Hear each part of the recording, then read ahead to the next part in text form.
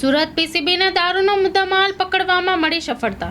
પીસીબીએ બાતમીના આધારે કારમાં ચોરખાનું બનાવી દારૂની સપ્લાયનો કર્યો પર્દાફાશ। ભેસ્તાન બુડિયા રોડ પર સાયરજ રેસિડેન્સીના પાર્કિંગમાંથી કાર અને દારૂનો મુદ્દામાલ જપ્ત કરાયો હતો। 71,000ના દારૂ સહિત 5.71 લાખનો મુદ્દામાલ જપ્ત કરાયો છે। દારૂની અલગ અલગ બ્રાન્ડની 572 બોટલો સાથે કારનો મુદ્દામાલ જપ્ત કરાયો છે। કારમાં પાછળની સીટ નીચે ચોરખાનું બનાવી દારૂની સપ્લાય થતી હતી। અજાણ્યા કાર ચાલક સામે પોલીસે ગુનો નોંધ્યો છે।